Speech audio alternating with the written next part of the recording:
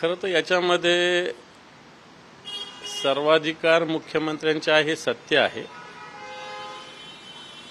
पण प्रघातानुसार उपमुख्यमंत्री त्याच्यात यावेत अशा प्रकारचं सातत्यानं राहिलेलं आहे आणि त्याच्यामुळं खरं तर ते असायला पाहिजे होते, पण तो का नाही याचं उत्तर मला असं वाटतं राजकीय कारण याला आहे की अन्य काही कारण हे सांगता येणार नाही, परंतु एक आहे की एकनाथ शिंदे यांना याच्यातून वगळलेलं दिसतं हे स्पष्ट आहे.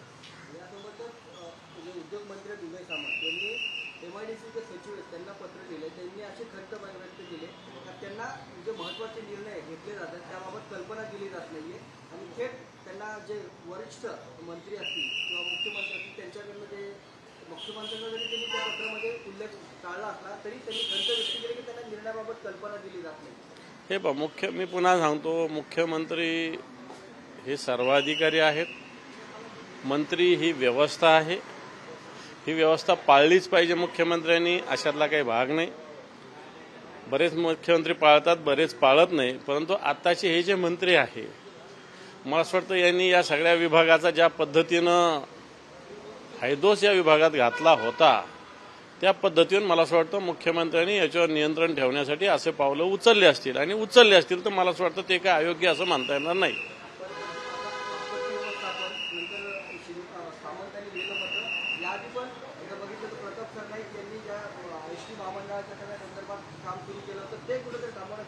सचिवांची तिथे निवड करण्यात आली, एकूणच त्या शिंदेच्या पक्षाला बाजूला करण्याचा किंवा कमी अधिकार करण्याचा सगळे प्रयत्न सुरू आहे. मला तरी वाटतं एसटी महामंडळ आणि परिवहन खात्याचा मंत्री ही स्वतंत्र व्यवस्था आहे. आता पण आम्ही पाहत आलेलो आहे बऱ्याच वर्षानुवर्षे की महामंडळ एक स्वतंत्र व्यवस्था आहे आणि मंत्री एक स्वतंत्र. मंत्री काय फक्त एसटीचा नसतो, पूर्ण परिवहन खात्याचा असतो. परिवहन खातं तसं व्हास्ट आहे, फक्त एसटी महामंडळापुरतं मर्यादित नाही आणि त्याच्यातला एक पार्ट एसटी महामंडळ, त्याला अध्यक्ष हे वर्षानुवर्ष आपल्याला चालत आलेलं आहे.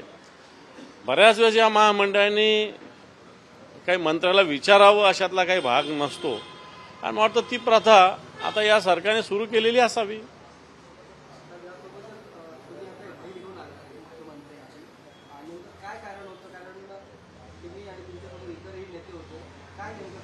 अनेक राजकीय चर्चा झाल्या असल्याची माहिती समोर येते, विरोधकांकडून सुद्धा आता टीका होते, कसं पाहताय? मला असं वाटतं आता चर्चा काय झाली हे मीडियाला सांगितलं पाहिजे का, हा माझा पहिला प्रश्न आहे. मुख्यमंत्र्यांची भेट विरोधी पक्ष नेत्यांनी किंवा विरोधी पक्षाच्या नेत्यांनी घेऊ नये अशातला कोणताही भाग नाही.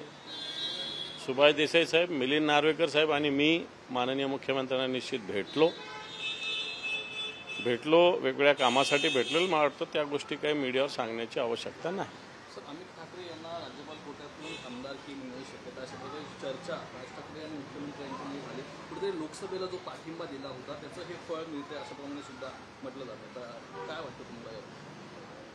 मला वाटत नाही राज ठाकरे साहेब हे काय असं स्वीकारतील किंवा एवढ्या का आमदारकीसाठी कोणाच्या दारात जातील असं मला राजसाहेब जातील असं मला मुळीच वाटत नाही आणि हेही काही करतील अशातला भाग नाही, कारण यांच्या पक्षामध्ये अनेक लोक वेटिंगमध्ये आहे आणि हेही 100% वाटतं की राजसाहेब काय अशा कोणत्या एखाद्या आमदारकीसाठी मुख्यमंत्र्याला भेटतील किंवा जातील हे तर मुळीच मला 100% वाटत नाही. लाडकी बहीण योजनेमुळे जो निधी दिला जातो कुठेतरी तिजोरीवर ताण येतो, त्यामुळे लाडक्या बहिणींवरती कारवाई होताना पाहायला मिळते. 10 लाख लाडक्या बहिणींची तपासणी होणार आहे, IT सेल यावरती काम करणार आहे. राज्य सरकारने तसा निर्णय घेतलेला आहे. कसं पाहता, एकीकडे निवडणुकीच्या तोंडावरती सर्वांना पैसे दिले हे पण आम्ही त्यावेळेस सांगत होतो हा इलेक्शनचा जुमला आहे, निवडणुकीसाठी दिलेली लालूच आहे, निवडणुकीसाठी दाखवलेलं प्रलोभन आहे. सरसकट जेवढ्या लाडक्या बहिणीचे फॉर्म आले तेवढे मंजूर केले गेले, त्यांना सरसकट मोठ्या प्रमाणावर फंड दिला गेला. त्याच वेळेस लाडकी बहीण योजनेत कोण बसतं अशा प्रकारे क्रायटेरिया सरकारने जाहीर केला होता, परंतु तो क्रायटेरिया न पाळता जे आलं त्याचा मंजूर केला आणि त्याला पैसे पाठवले गेले, कारण निवडणुकीला मतं पाहिजे होती. आता निवडणूक संपलेली आहे, मतं घेतलेली आहे आणि म्हणून आता या सगळ्या याच्यात गाळणी होणार, नावालाच लाडक्या बहिणी उरतील अशा प्रकारची स्थिती निश्चित होणार. त्यावेळेस लाडके भाऊ, कोणी मुख्यमंत्री लाडका भाऊ योजना म्हणायचं तर कोणी मुख्यमंत्री नाव काढून लाडका भाऊ, तो कोणी देवा भाऊ, काय नाव निघत होते त्यावेळेस. आता हे भाऊ या सगळ्या बहिणींना मला असं वाटतं अंगठा दाखवतात.